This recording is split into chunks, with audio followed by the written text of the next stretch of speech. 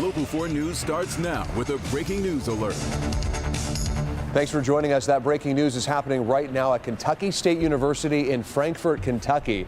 The campus here remains locked down. This after a shooting that killed one person and injured at least one more that we know of at this point. Police there say the suspect is in custody tonight. Now, that shooting happened about 3:35 at Young Hall. It's a dormitory on campus. University officials say they're still gathering information before issuing any sort of statement. We can tell you Kentucky State has about 2,200 students. We'll continue to update this story as we get any new information in. All right, now moving to our top story here at home. A winter storm moving through Metro Detroit tonight and the overnight hours, making tricky driving conditions tonight as well as in the morning.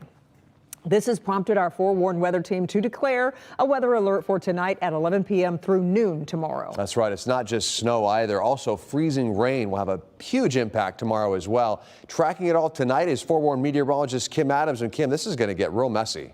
It is. It's going to be a very sloppy day tomorrow, and significantly,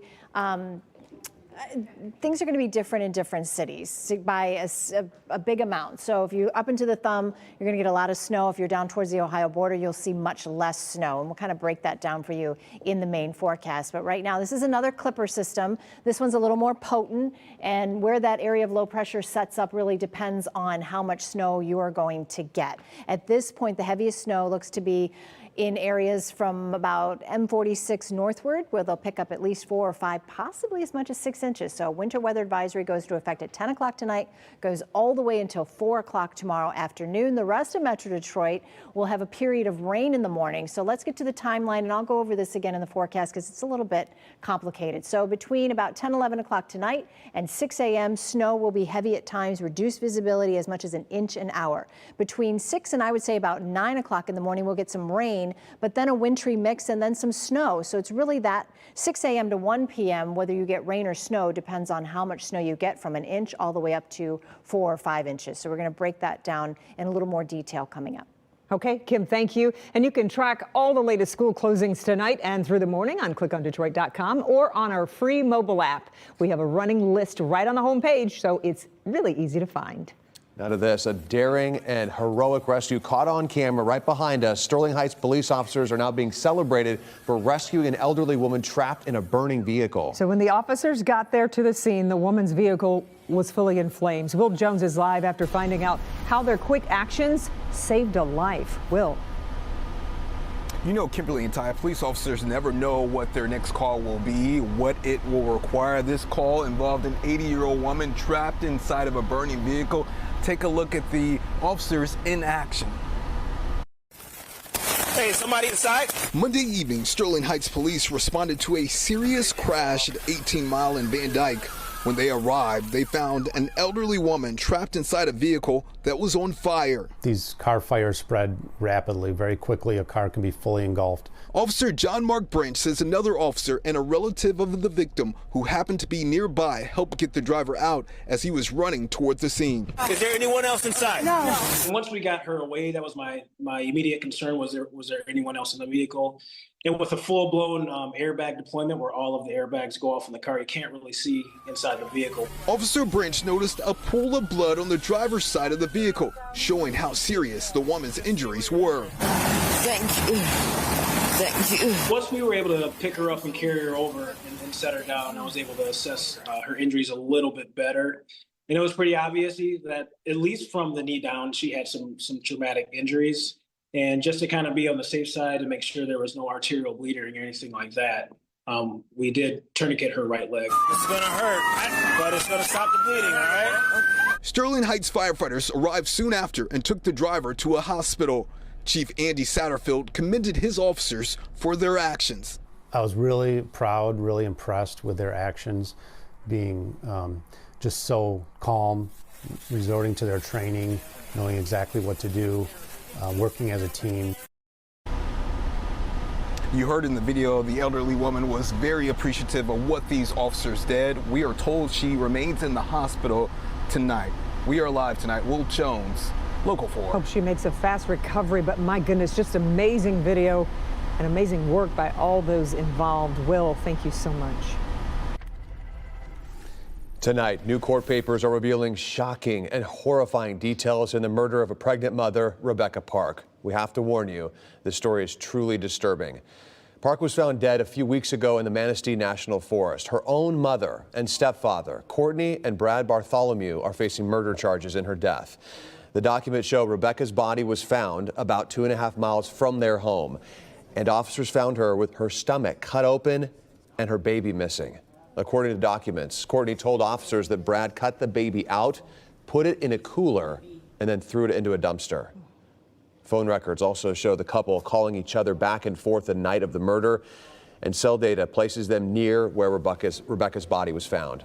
After his arrest, Brad told police that Courtney threatened him with violence if he talked to authorities. Both are being held without bond. Former Detroit Mayor Kwame Kilpatrick is asking a judge to terminate around $830,000 of his restitution bill owed to taxpayers after his corruption conviction in 2013. In the motion, Kilpatrick called the payments a burden. Previous attempts to reduce his restitution payments have been denied. Kilpatrick's 28-year prison sentence was commuted by President Donald Trump in January of 2021. Two men who posed as DTE workers and murdered 72-year-old Hussein Sam Murray in his Rochester Hills home will spend the rest of their lives in prison.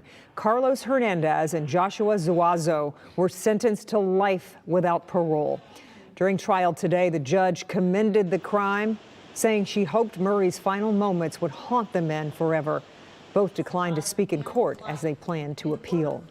A new charge has been filed in the attempted murder case of Macomb County businessman Eddie Jawad. Don Huffman, his longtime office manager, is now charged with conspiracy to commit first-degree murder in addition to previous embezzlement charges. Prosecutors say Huffman allegedly used a company credit card to steal more than $100,000 and plotted to kill Jawad after he noticed the fraud.